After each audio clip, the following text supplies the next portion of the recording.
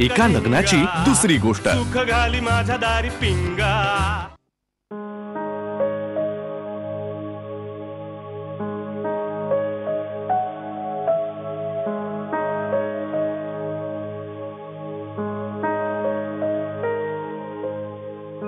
Sir तुम्ही एवढ्या उशिरापर्यंत ऑफिस मध्ये? तू पण थांबलीस इतक्या उशिरा? मी बरेचदा थांबते सर, काम असेल तर. मलाही खूप कामं होती. माझंच ऑफिस आहे हे. चल मी तुला सोडतो घरी. म्हणजे तुझ्या घरावरनच जाणार आहे मी. नाही सर, ऍक्च्युली मी पप्पांकडे आले सध्या. का? म्हणजे कसं काय? म्हणजे मी विचारू शकतो का? हो, काय नाही, असंच सहज कंपनी पप्पांना. Are you sure? यामध्ये अनशुअर असण्यासारखं काय आहे? म्हणजे घनश्याम बरोबर काही भांडण? तुम्ही हलवून खुंटा बळकट करताय ना सर? म्हणजे सर तुम्हाला माझ्याबद्दल सगळं कळलंय आणि ते कुठून कळलंय हे सुद्धा मला कळलंय. पण काय होतं की एखाद्या माणसाबद्दल आपल्याला तिसऱ्याकडून काहीतरी कळतं आणि त्यामध्ये तिसऱ्या माणसाचा पॉइंट ऑफ व्ह्यू इन्व्हॉल्व्ह असतो. त्यामुळे आपल्याला जे कळतं ते दरवेळेस तसं असतंच असं नाही ना. त्यामुळे मग उगाच चर्चा, गॉसिप, प्रॉब्लेम्स. खर तर मला असं वाटतं की दोन माणसांमध्ये जे असतं ते तिसऱ्या माणसाला कधीच कळू शकत नाही.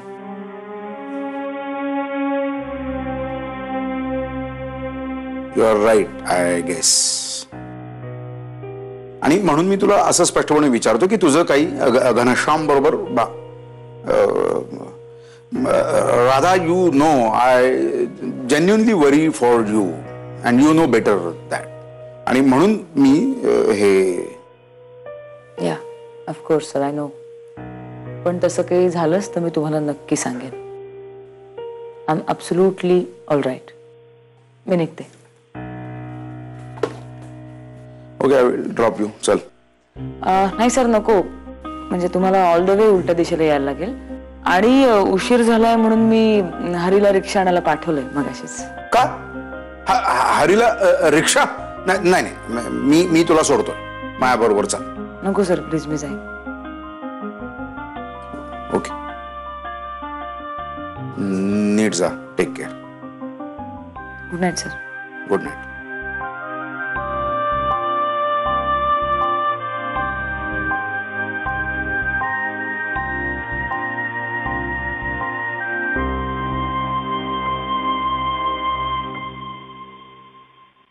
सावकाश. अगं, मथुच्या नातवाच्या मुलाचं बारस आहे. मला जावंच लागेल. 100 वेळा तरी फोन केला असेल तिनं. आधीच तिला फोनवर ऐकायला कमी येतं, तरी सुद्धा फोन करून बोलत होते हो बिचारी. माई, पण आपल्याला कसं शक्य आहे हे? परवाच डॉक्टर घरी येऊन गेले तेव्हा त्यांनी काय सांगितले आपल्याला? प्रवास करू नका असं नाही म्हणाले. हो, पण दगदग करू नका असं सांगितलंय की नाही? अगं, मथुरा मी शामरावच्या लग्नाला बोलवलं होतं ना, लगेच आली हो. जरा सुद्धा आडेवडे घेतले नाहीत तिने. मग मी असं वागणं परत दिसेल का?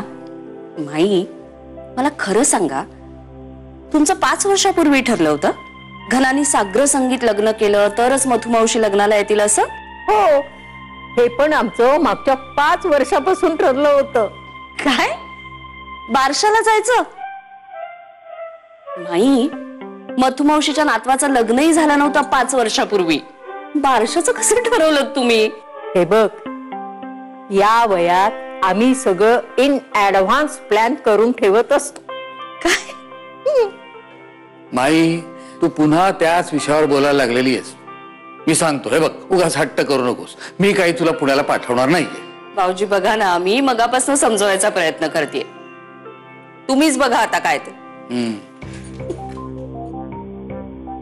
हे बघ, उद्या तू उठशील ना तेव्हा मी घरात सापडले नाही तर तू मथुला फोन कर, तिथे सापडेन मी. माई, तू आता चक्क धमक्या द्यायला लागलीस. बाळा, आता आमच्या शेवटच्या काही घटका राहिल्यात, तो केव्हाही बोलवणं पाठविल रे. अरे लहानपणापासून आम्ही दोघी एकत्र परकर पोलक्यात खेळलोय, आता आम्ही दोघीच एकमेकींना रे.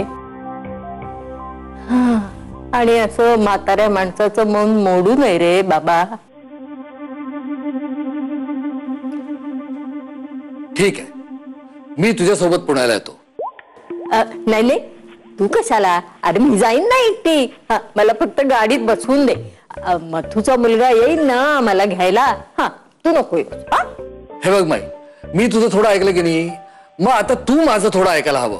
श्रीपादा, तू आलास ना तर मी जातच नाही. हो दे तुझ्या मनासारखं.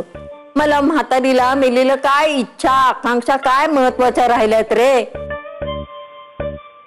अरे लहानपणी मुलं तुमचं ऐकतात, पण म्हातारपणी तुम्हाला त्यांचं सगळं ऐकावं लागतं रे बाबा. माई, हे बघ, एकदम एवढी टोकाची भूमिका घेऊ नकोस. मला विचार करायला वेळ दे. मी विचार करून आलो.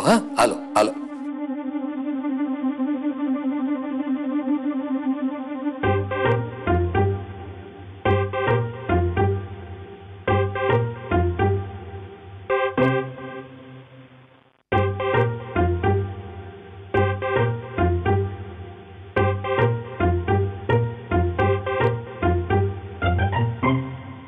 हॅलो हॅलो, मी बोलते. श्रीपाद वल्लभ दिगंबरची आई माई. हो मी बोलते. इथली परिस्थिती आटोक्यात आलेली आहे. तिथे कसं काय चाललं सगळं? असं होय, बर. अरे हो दादा, काय ग? तुम्हाला सांगायचीच विसरले मी. उद्या ना मी सकाळी पुण्याला चालले, म्हणजे सकाळी जाऊन लगेच रात्री परत येणार आहे. पुण्याला? अरे शाळेतल्या सगळ्या मैत्रिणी जमायचं ठरलंय पुण्याला, कारण बहुतेक सगळ्या मैत्रिणी पुण्यात सेटल झाल्यात ना. ही युनियन, बाकी काही नाही. जाणारच कशी? कर्ज टाकून सोडायला येऊ? छे छे, अजिबात नको. म्हणजे कशाला ना, इंदोरून नाही का मी हात मोडला तरी. मग आणि पुणे काय, इथे शिंकेच्या अंतरावर तर आहे. बेबी, हाकेच्या अंतरावर असं सर्वसाधारणपणे लोक म्हणतात. करेक्ट आहे तुझं, एकदम बरोबर. पण मला असंच म्हणायचं होतं, कारण आपण मुंबईत शिंकलो ना की पुण्यातल्या लोकांना त्याचा संसर्ग होऊ शकतो. एकदम पुण्याला. अरे गप्पू, आज तूने जो खाना बनाया ना, क्या बात है. आलू की सब्जी, आहा वाह. ती भाजीवाला घनश्यामने शिकवली. हो, खूप छान शिकवतो घनश्याम. आणि बाकीच्या गोष्टी आईने शिकवल्या. घनश्यामला आणखीनही बऱ्याच गोष्टी येतात ना ग. खूप. जा ना मग त्या शिकायला काळ्यांच्या घरी परत. काय हो पप्पा, कुठलाही विषय निघाला की तुम्ही हव्या त्या मुद्द्यावर येऊन थांबता. कशाला रे तोच विषय तू पुन्हा पुन्हा काढतोस? आता काहीतरी साधच झालं असेल दोघांमध्ये. नाही बेबी, तिला जन्मापासून ओळखतो मी. ती ज्या वेळेला काही फारसं झालेलं नाही, साधच आहे असं म्हणते ना, त्यावेळेला प्रकरण जवळजवळ हाताबाहेर जाण्याची वेळ आलेली असते, असं लक्षात ठेवतो.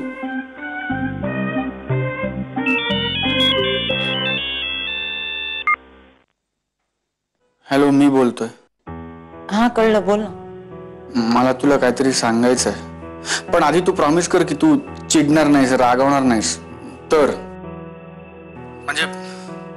म्हणजे असं होऊ शकतं ना राधा, म्हणजे असं होतच ना माणसाचं की फुगा खूप फुगतो आणि मग जास्त हवा भरली की तो फुटतो, असं होतं ना. असं झालंय माझं राधा. नाही, तुझ्या बोलण्यावर ना मला विषयच कळत नाही. मला नीट सांग ना जरा प्लीज. असं नाही ना, मला सांगायचं ते एकदम डायरेक्टली मला सांगता येणार, म्हणून तो उदाहरण देतोय. बरं, मी अजून स्पष्टपणे बोलण्याचा प्रयत्न करतो.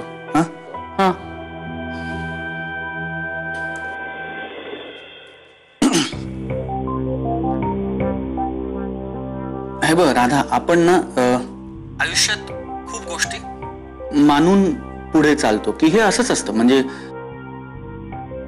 हा म्हणजे शिरा गोड असतो आणि उपमा तिखट असतो, राईट? आणि हे अंडरस्टूड आहे की हे असंच असतं. पण एक दिवशी अचानक जर उपमा गोड लागायला लागला तर प्रॉब्लेम होईल ना, राईट? हा म्हणजे मग काय होईल, सगळं सगळं सगळं गोंधळून जाईल राधा. म्हणजे असं झालं की काय होतं, आपली इनिबिशन्स तुटतात, आपली कॅल्क्युलेशन चुकतात आणि मग आपल्याला प्रश्न पडतो की काय काय झालं. म्हणजे मी नेहमी बनवतात तसंच उपमा बनवला, मग तो गोड कसा काय झाला. आणि मग आपल्याला एक तज्ञ माणूस लागतो राधा, तिसराच, जो तो प्रॉब्लेम समजून घेईल आणि आपल्याला सांगू शकेल की प्रॉब्लेम उपमा बनवण्यामध्ये होता की माझ्या जिभेच्या चवीमध्ये. कळलं? नाही म्हणजे मला असं म्हणायचंय की उपमा जर उपम्यासारखा केला, म्हणजे चल अगदी मी जरी केला तरी तो गोड नाहीच ना होऊ शकत. अरे कमाल आहे यार. म्हणजे कावळ्याचा पंचरंगी पोपट होऊ शकतो तर उपमा गोड का नाही लागू शकत? कावळा? कोण कावळा घनश्याम? तू. मी? तू मला कावळा म्हणालास आता? अरे पण मी तुला पंचरंगी पोपट आणि गोडाचा शिरा पण म्हटलं ना आता.